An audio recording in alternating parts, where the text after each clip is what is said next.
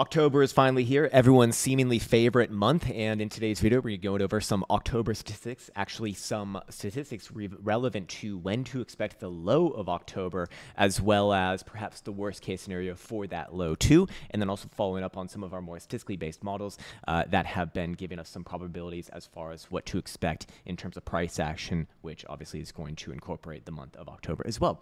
Anyway, without further ado, I'll bring you to the chart right here. Again, all of these vertical bars correlate to prior Octobers. What I've done from there is I've just gone through each and every day of the month of October in Bitcoin's history and marked off when was the low. I also went a little bit more granular with the data and also documented was a new low made from that October low sometime later on in Q4 of that year. And then also I marked off whether, Bitcoin was experiencing a weekly uptrend or not to kind of, come up with some sort of identification of what's, perhaps more likely to happen. So let's just jump right into the data right here. I'll just present it as is. I made a nice little Twitter post about this earlier today as well. But basically, we can see that if we just look at the data at face value, the low of October typically happened, kind of earlier on in the month, almost 9.5 days. Obviously there is no 9.5 days, but let's just kind of round here. Technically, this would be 10 days, but I would even take the lower end of that, closer to 9 days in this case, because when we do actually look at the data, by year, you can see very, very rarely it even happened in the double digits, and especially, not after like the second week. I mean, that's basically only happened once, twice, and thrice, and 2 of those 3 times were literally the first 2 years of Bitcoin's existence. So, those earlier data points, I always kind of have a little bit of an issue with, just because, so long ago and things were quite different, but, it is what it is at the end of the day. So, yes, first, just looking at that at face value, I would say that Bitcoin probably likely to have, to see the low within this first week and a half, basically, a little bit less than a week and a half. And what I've also gone through as well is differentiated this data between weekly uptrend and weekly downtrend.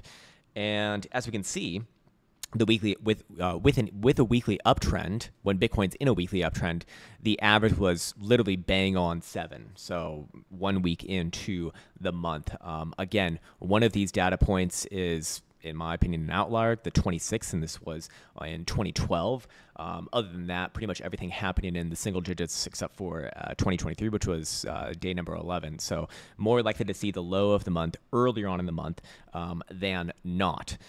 This was for a weekly uptrend. For a weekly downtrend, typically a little bit later in the month. And to be fair, I mean, Bitcoin's not actually technically in a weekly uptrend as of right now. We do not have higher highs and higher lows just yet. We do have perhaps a slightly higher swing high, but we do not have a higher low. So it is kind of in the decision phase as of right now, and I suspect that we'll probably get resolution on this overall trend probably during this month.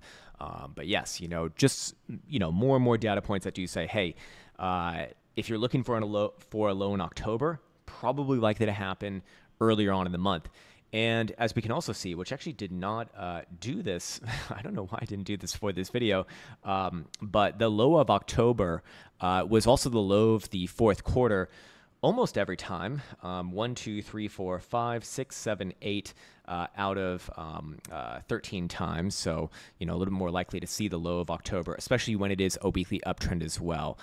So actually, I'll go a little bit more into that data at another time. But basically, when it's a weekly uptrend, the low of October was typically the low of the fourth quarter as well, before Bitcoin just kind of didn't really look back, or at least if it did look back, it was like a long time away, right? A long time away.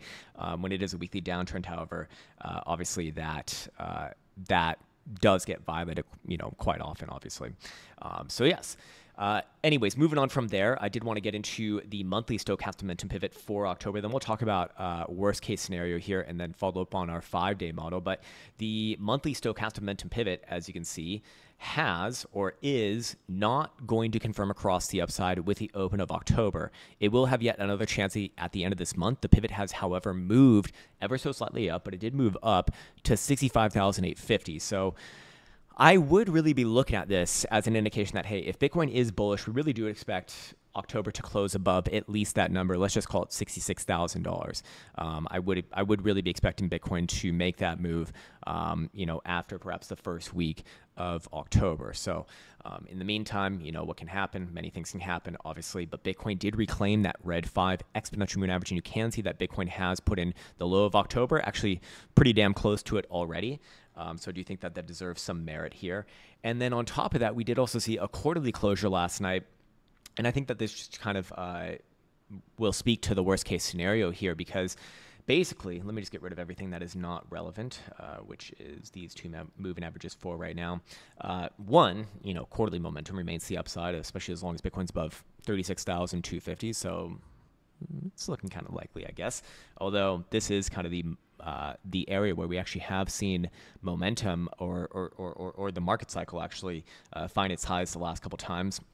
Again, not a lot of data points there, but hey, it is kind of interesting that market has found its highs around those regions, or literally quite literally on those regions in the past couple cases. But in terms of worst case scenario, I would say that a move somewhere down around that red 5 exponential moving average would be my worst case scenario, which as of right now is just above $58,000. The reason why I say that is because on all trending moves to the upside, or the downside for that matter, every quarterly, nearly every quarterly, especially every quarterly that is up, we do see a reconnect with that major moving average, by the way. So what do I mean by that? Well, we can see the last couple ones right here. This one obviously connected with it, in October of 2023. Then again, later on in the beginning of 2024, again, reconnect, reconnect. This one did not, but down, again, that was the end. Again, this one did not connect right here, but it did certainly the next month. Up, yes, connect. Again, big one right here, up, above, connect. You get where I'm going with this, right? So yeah. That would be my worst case scenario. So then I think the next sort of logical question that someone watching this who is maybe lobotomized will say, just kidding, not lobotomized, but I do think that that's a funny term, is, but Krown, if it has to reconnect, then certainly it must come down to $58,000. Okay, or because this is a moving average, if Bitcoin were to absolutely fucking bulldoze, bullzooka, bull fucking dildo its way to the upside here, it would naturally pull that moving average at the same time, thus perhaps meeting the current low of October that we do have right now at $63,000. And again, I do think that Bitcoin could come down a little bit more here. It's completely fine. Just as an aside, as another way of looking at it. For example, you see this massive month right here, like it pulls that average significantly up intra period, and if you see the same thing here as well a few times. So that definitely can happen. It doesn't mean that Bitcoin necessarily must come down to 58. It just means that if it did, that would be kind of an obvious area, at least for a bounce. And if you are bullish, a major low. So, this first week and a half of October, I'd kind of be more defensive, I guess, just based off of the data. We have seen the low of October actually once on the first day of October. That was in 2021. But other than that, at least coming in on the second day, which has actually happened twice, or, that first week to week and a half again. So that's kind of where I'm looking at as of right now. So defensive in the first week, as we said, kind of at the end of September, it's like, hey, if Bitcoin's going to pull back, you're probably looking at an early pullback in October, and then a nice move to the upside. On top of that, we still have this model over here, which is very much valid and alive. This is the 5-day 5 exponential moving average trading strategy. Super fucking simple. Even a lobotomized derp can do it. And basically, anytime Bitcoin closes above, it opens. Anytime Bitcoin closes below, it closes. And as you can see, it does have a lower than 50% strike rate at 38.79. But because the average returns for the winning trades is so fucking high and the profit factor is so fucking astronomical, it is a profitable strategy over time. That is like, I'll take that any day of the week. Again, here's your big trades right here, big trade, and even not a huge one right there, but small loss, followed by big fucking wins. This one again opened at 58,250, and right now the 5 exponential is at 62,350. So, if Bitcoin did close the next 5-day time frame below there, which is actually closing tonight, by the way, that would close this trade out. I don't think that happens tonight. If it happens at all, it would probably happen in the next 5-day period. But that would still be a profitable trade right here. And if we go into the performance summary yet again, the average winning trade, okay, that is just way too much. Let let me curtail this data so that we're really looking at like a little bit more of a modern period of Bitcoin, because the average winning trade is not 100%, or at least I would not assume that it is. Yeah, here we go. The average winning trade, if we just look at 2018 to current times, is about 29.5%. The average losing trade losing just over 5.5%. So again, looking at it right here, about 30% from that entry would put us where, or Bitcoin where, because I'm not Bitcoin, I'm Krown. You are probably also not Bitcoin, unless if you are, in which case, holy shit, we've reached autonomy. That would put Bitcoin $76,000 basically.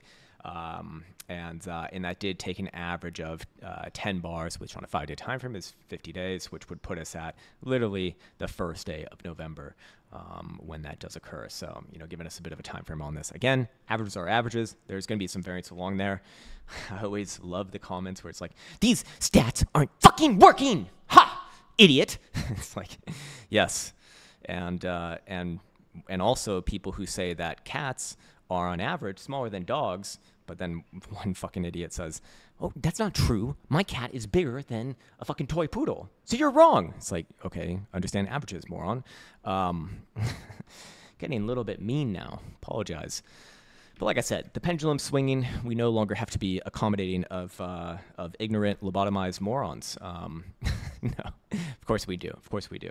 Otherwise, how else will the world go around? My favorite quote is, not my favorite quote, but such an enlightening quote by, I think it was George Carlin, a brilliant comedian, is think about how dumb the average person is and then realize that half of people are actually dumber than that. That might be me. That's the concerning part. Anyways, I'm going to end on that note. Again, I'm still not saying that Bitcoin can't pull back more here. I think that it very easily could, but I would just be on kind of high or low watch for right now. So we'll end on that note. Like I said, as always, I want to wish you the best. Take care, much love, and see you hopefully tomorrow.